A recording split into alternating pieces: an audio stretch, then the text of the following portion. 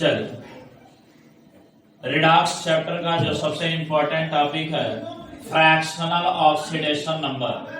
Fractional oxidation number में कुछ ऐसे क्वेश्चन निकाल दिए जाते हैं या पूछ लिए जाते हैं कि जहां पर हम बाय प्रोसेस जब कैलकुलेशन करते हैं ऑक्सीडेशन नंबर का तो वह ऑक्सीडेशन नंबर निकलता तो है बिल्कुल प्रोसेस से सही, लेकिन आंसर जब हम क्रॉस चेक करते हैं तो आंसर क्या हो जाता है, गलत हो जाता है। तो कुछ ऐसे क्वेश्चन है जो यहाँ पर दिया गया है। फॉर एग्जांपल जो पहला क्वेश्चन है कैरोज एसिड। कैरोज एसिड का फार्मूला H2SO5, जिसमें सल्फर का ऑक्सीडेशन नंबर आपसे पूछ दिया जाता है और आप जानते हैं कि सल्फर का ऑक्सीडेशन नंबर नॉर्मली कितना होता है, -2 होता है और 6 इलेक्ट्रॉन निकाल दे तो +6 होता है। लेकिन यहाँ देखेंगे कुछ और ही दिखाई देता है। सेम उसी तरह से मार्शल एसिड का formula Marshall acid is H2S2O8 chromium penta oxide that is CrO5। This is the most important question because the structure of this compound is butterfly like structure,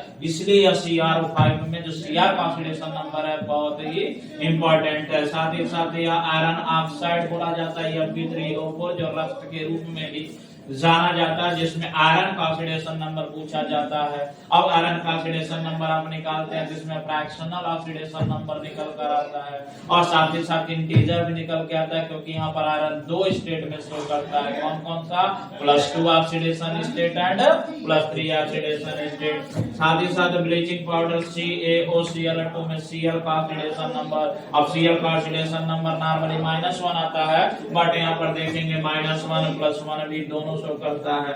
Br3O8 C3O2 H2S2O3 है, NH4NO3 है। अब NH4NO3 में देख रहे हैं यन अलग अलग है, तो है तो यह एक ही कंपाउंड में, एक ही कंपाउंड में एलिमेंट आने वाले का ऑक्सीडेशन नंबर एक ही तरह का होना चाहिए, अलग अलग तरह का नहीं होना चाहिए। लेकिन यहाँ देखें कि दोनों नाइट्रोजन पर ऑक्सीडेशन नंबर अलग अलग दिखाई देगा। सेम उसी तरह से डाइमेथाइल सल्फोक्साइड में सल्फर का ऑक्सीडेशन नंबर कुछ और दिखाई देगा। यहाँ पर CrO8 में Cr का भी अलग दिखाई देगा। Na2S4O6 में भी S का देखेंगे वेरी करेगा। चारों सल्फर पर सेम ऑक्सीडेशन नंबर शो नहीं आएगा।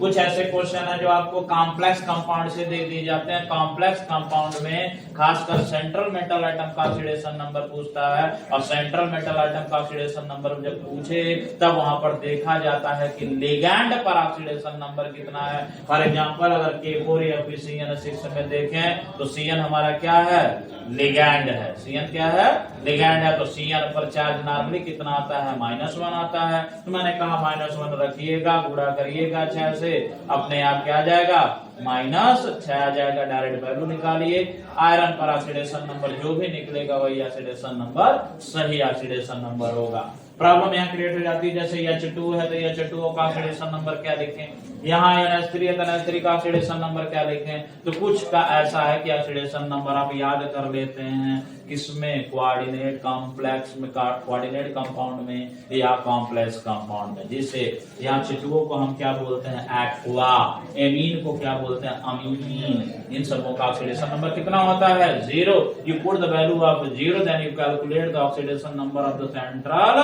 एटम। ठीक है। उसके बाद यहाँ देखेंगे NOClO4 में, अब NO हमारा N है और O है, तो N और O को हम क्या बोलते हैं, नाइट्रिक ऑक्साइड, और नाइट्रिक ऑक्साइड में यहाँ +1 ऑक्सीडेशन स्टेट शो होगा। साथ ही साथ यहाँ KI3 पोटेशियम आयोडाइड, और यहाँ पर ये देखिए ये सबसे इंपॉर्टेंट क्वेश्चन है। ऑक्सीजन का जो 2 क्वेश्चन है, ऑक्सीजन पे नॉर्मली पॉजिटिव चार्ज नहीं चढ़ता है, लेकिन एक ऐसा केस है जहां पर ऑक्सीजन पर भी पॉजिटिव चार्ज चढ़ जाता है। कब, जब वो फ्लोरीन से बॉन्ड करने लगता है। किससे बॉन्ड करेगा, फ्लोरीन से। जैसे OF2 में जब ऑक्सीजन पर ऑक्सीडेशन नंबर चेक करेंगे तो प्लस दिखाई देगा, और एक आपका दिखाई दे रहा O2 पर सिंगल माइनस, इस स्पीशीज का नाम है ऑक्सीजीनियम आयन। मान लीजिए आपसे क्वेश्चन पूछ दिया, tell me the oxidation number of oxygen in oxygenium ion. अब बताइए ऑक्सीजीनियम आयन का फार्मूला क्या है,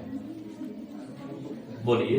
O2 पॉजिटिव और यहाँ सुपर ऑक्साइड का फार्मूला क्या है? O2 minus. तो सीधा अब आपको ये नहीं देखना क्या फार्मूला क्या नहीं, सीधा अगर नाम है तो फार्मूला अपने दिमाग में बैठ जाना चाहिए, ऑक्सीजनियम और सुपर ऑक्साइड। क्योंकि देखिए ऑक्सीडेशन नंबर में जो कंपाउंड बने हैं सबसे ज्यादा कहां पर एक्सेप्शनल दिखाई दे रहा है? सल्फर, ऑक्सीजन और हैलोजन।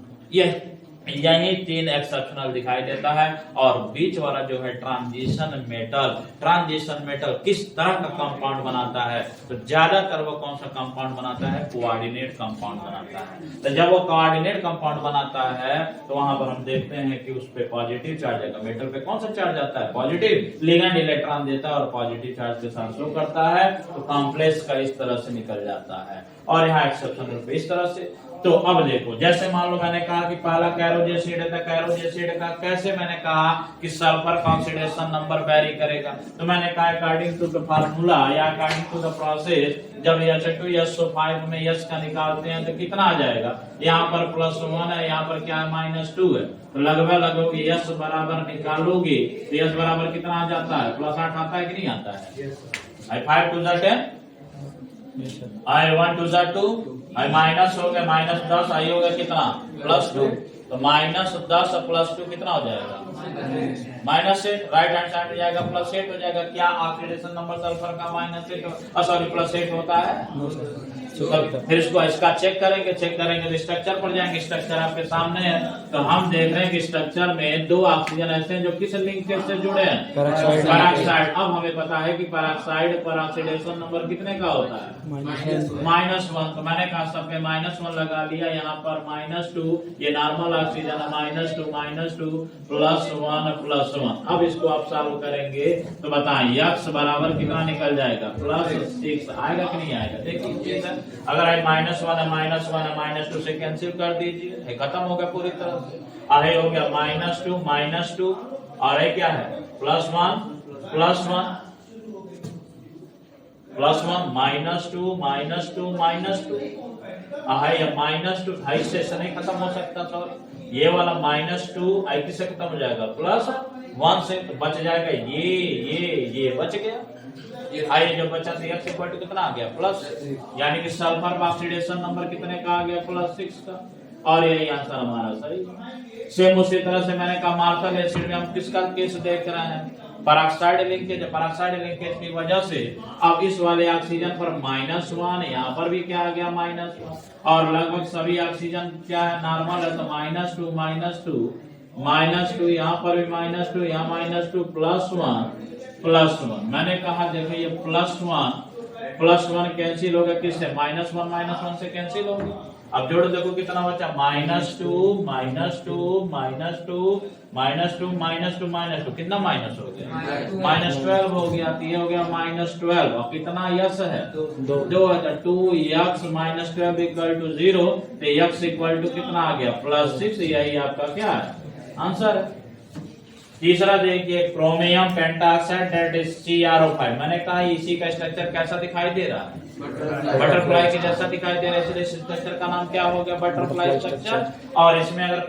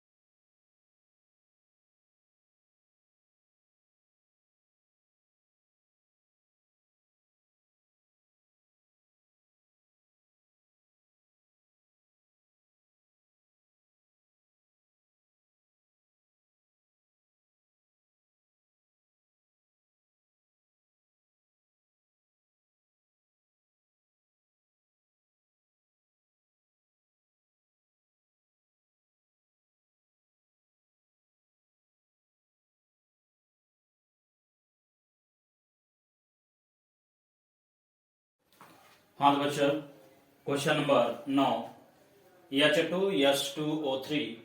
अब इस H2S2O3 में जब H का ऑक्सीडेशन नंबर निकालेंगे तो देखिए, यह है ideas structure of H2S2O3, double bond oxygen, double bond sulphur, single bond OH, single bond OH।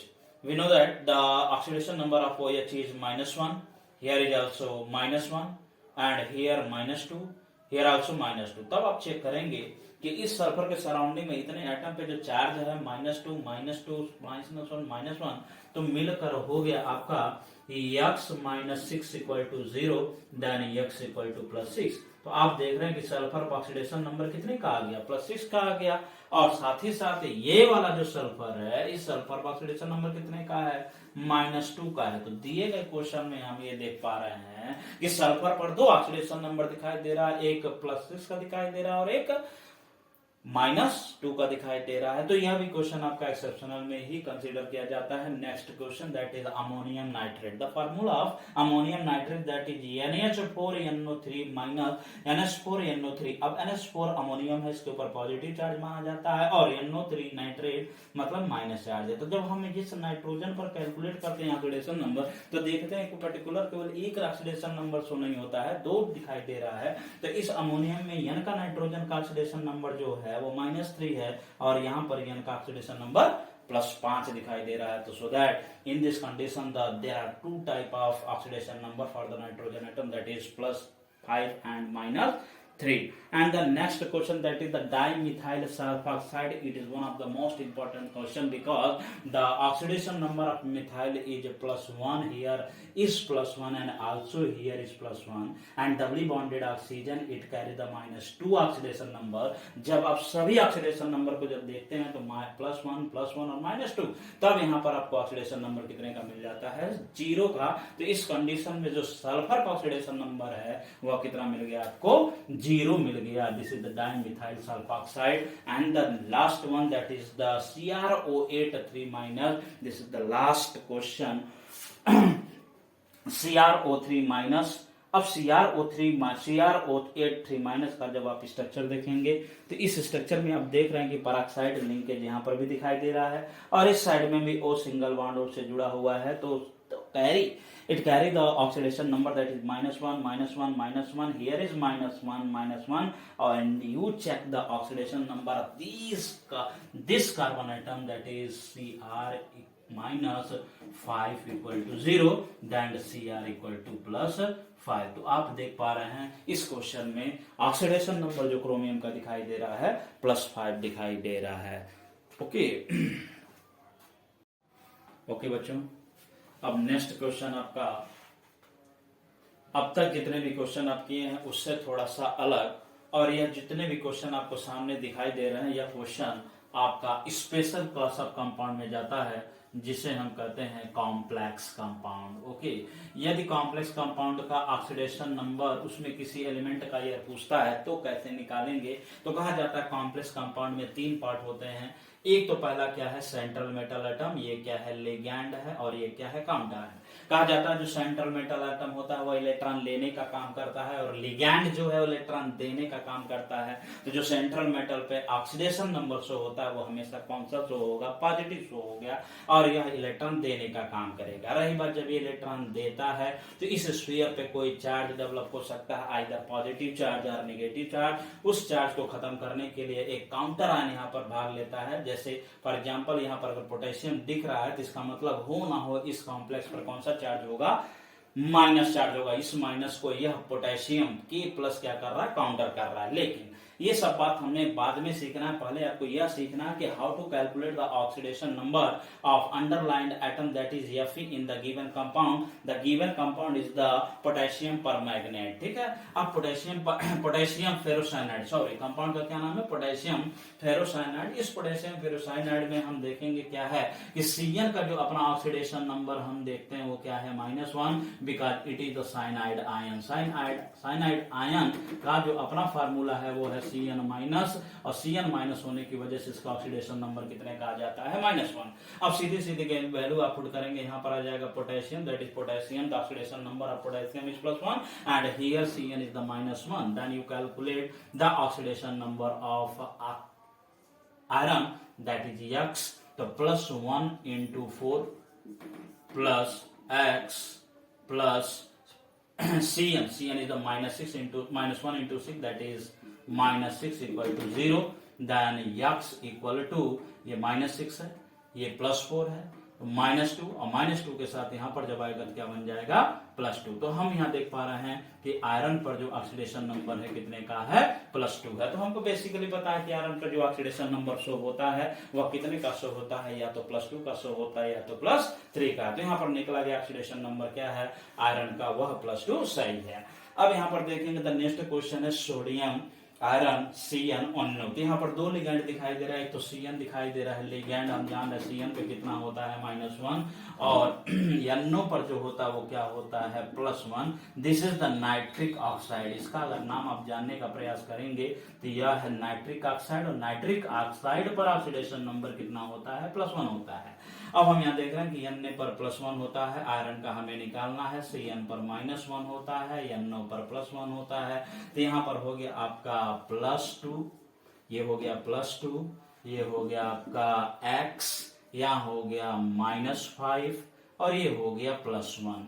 अब हम यहाँ से देख सकते हैं X, अगर ये -5 है, ये +2 है, ये +1 है, तो finally X -2 equal to 0, then X equal to also +2। तो अब आप देख रहे हैं इस वाले क्वेश्चन पर भी ऑक्सीडेशन नंबर कितने का दिखाई दे रहा है, +2 का दिखाई दे रहा है। सेम उसी तरह से अगले जो कॉम्प्लेक्स स्फीयर या कोऑर्डिनेशन कंपाउंड है, इसमें आयरन का पूछ रहा है, तो आप डायरेक्ट निकाल सकते हैं। NO पर होता है -1, H2O पर होता है 0, और सल्फेट पर कितना है, -2 है। तो अब यहां से निकालेंगे तो फाइनली आपको क्या मिल जाता है, -2 और -1 मिलकर टोटल हो गया -3, और इस -3 के साथ एथिक ऑक्सीडेशन नंबर इस समय कितने का दिखाई दे रहा है, +3 का। सॉरी, NO पर होता है +1 और सल्फेट पर है -2, तो फाइनली ऑक्सीडेशन नंबर कितने का आ गया, +1 का आ गया। अब साथ ही साथ अगर cobalt NH3O5CO3, CO3 the carbonate, carbonate पर ऑक्सीडेशन नंबर कितने का होता है,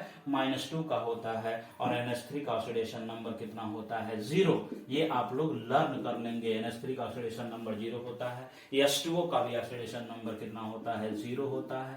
यदि कोऑर्डिनेशन कंपाउंड या कॉम्प्लेक्स कंपाउंड होता है तो ज्यादा दिमाग लगाने की जरूरत नहीं है, direct you put the value of the given element and you calculate the oxidation number of the given metal. तो अब आ जाता है यहाँ पर कोबाल्ट का जो ऑक्सीडेशन नंबर मिल जाएगा, ये है 0, ये है -2, फाइनली आंसर आ जाता है +2। तो कोबाल्ट का ऑक्सीडेशन नंबर, कोबाल्ट का ऑक्सीडेशन नंबर इस क्वेश्चन में कितना मिल जाता है, +2 मिल जाता है। साथ ही साथ कुछ ऐसे क्वेश्चन है जहां पर डायरेक्ट क्वेश्चन बात कर दिया जाता है, जैसे oxygenium ion. Oxygenium ion, can you know what is the oxidation number of oxygenium ion? Yes, the oxidation number of oxygenium ion O2+, यानी कि यहाँ फार्मूला हो गया, और फार्मूला का मतलब हो गया +1, और super oxide ion, super oxide ion, super oxide ion का मतलब हो गया O2 पर माइनस, दैट इज -1। इस मतलब ये स्पीसीज है, तो O2 पॉजिटिव ऑक्सीजनियम, और सुपर ऑक्साइड -1, तो सुपर ऑक्साइड -1 यानी कि ऑलरेडी चार्ज लगा हुआ है।